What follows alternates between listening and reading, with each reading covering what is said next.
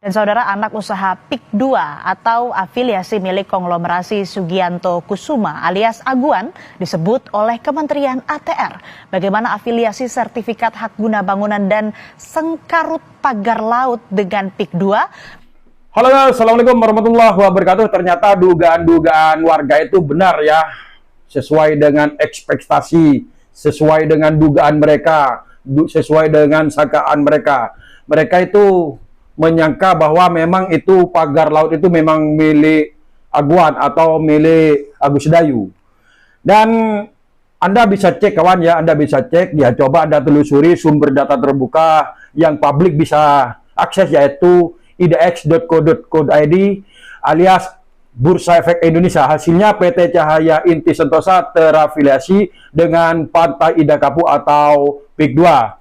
Dalam laporan keuangan PIK2 ini ada nama Sugianto Kusuma alias Aguan sebagai Presiden Direktur berdasarkan akte notaris tanggal 13 Desember 2023. PIK2 melakukan investasi sebesar 4,5 miliar yang mewakili kepemilikan 9,9033% saham masih dari sumber yang sama. Cahaya Inti Sentosa berdomisili di Tangerang dengan kegiatan usaha real estate beroperasi komersil tahun 2022.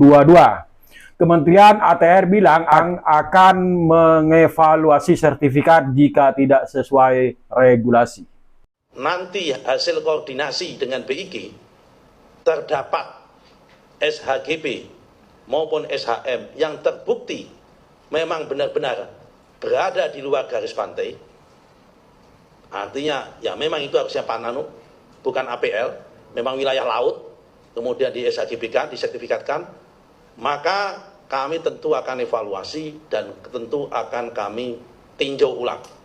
Artinya kawan ya, Anda bisa cek ya melalui apa yang saya ucapkan tadi, atau lebih jelasnya lagi, ini Mbak saya yang menerangkan kawan ya. Jangan yang rame di X, aku terus cek website Bumi ATR BPN. Kayak gini nih hasilnya. Kita langsung aja ke Desa Kohot, Kabupaten Tangerang. Terus kita arahkan ke arah laut dan kita klik. Nah ini, hak guna bangunan. Kita klik peta Google dan ini laut nih, laut. Dan yang lebih bikin shock lagi nih setelah aku cek Google Earth ya, itu pagar udah ada sejak tahun 2022. Kalau dari citra historis Google Earth, pagar ini tuh udah terpotret satelit sejak Agustus 2022.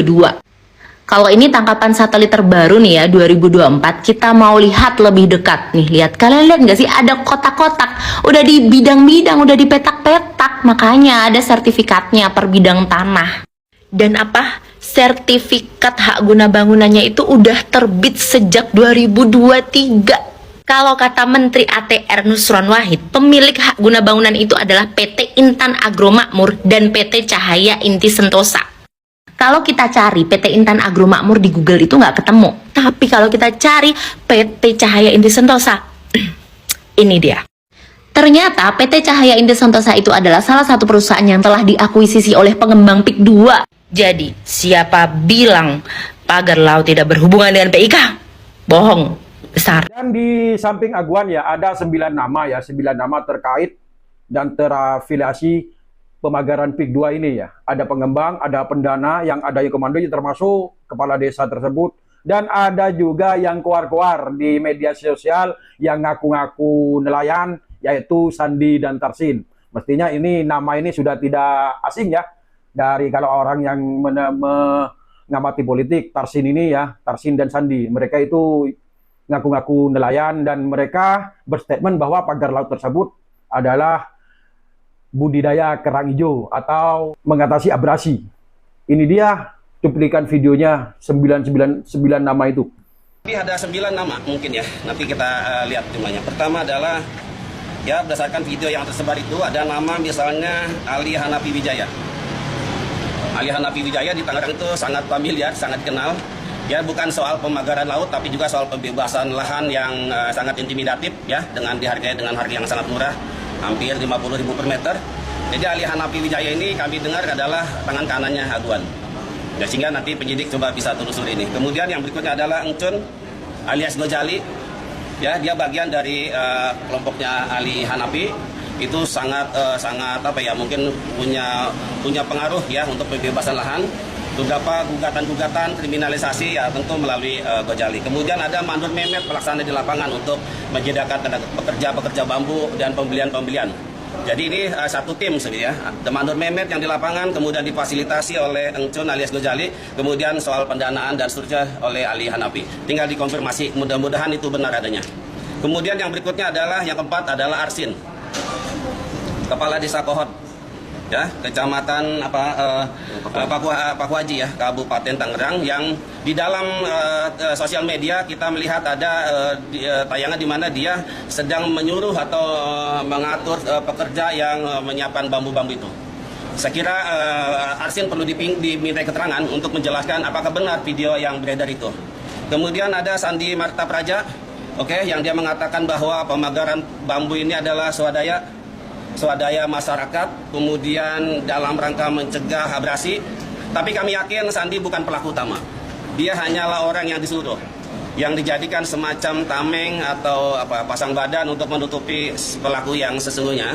Tapi paling tidak keterangan Sandi sangat diperlukan untuk mengungkap siapa yang menyuruh, yang meminta kamu untuk menyampaikan ke media soal bahwa pagar bambu ini adalah swadaya masyarakat. Dan tentu ini butuh dana miliaran rupiah. Saya kira sangat tidak masuk, makanya perlu dipanggil. Kemudian ada video di awal-awal, itu ada pekerja bambu-bambu ya sedang mengumpulkan itu di daerah Klonjo. Jadi ada orang yang menanyakan, ini dari mana, untuk apa? Dia langsung tanya, ini dari Agung Sedayu ya? Dia menjawab ya. Jadi terkonfirmasi bahwa pagar bambu ini tidak misterius, tapi jelas ada pekerjanya, ada yang membiayai. Makanya jadi PT Agung Sedayu sebagai badan hukum saya kira perlu dimintai keterangan oleh Barreskrim Polri. Mas terakhir adalah Tarsin yang kalau tidak salah dia juga mengaku sebagai nelayan, ya. Dia sama satu geng dengan Sandi. Dia menjelaskan bahwa pagar bambu ini dalam rangka untuk budidaya. Dan ini sudah jelas kawan ya, siapa saja yang tersangka, siapa saja yang memiliki pagar laut tersebut. Dan kalian yang keluar-keluar kemarin yang mengaku-ngaku bahwa itu adalah budidaya kerang hijau, sekarang nggak muncul-muncul lagi di media sosial. Dan sekarang yang namanya Bang Batman juga. Dan kabarnya Bang Batman ini sekarang mencari pembenaran. Bang Batman, cari saja rezeki yang halal kawan ya.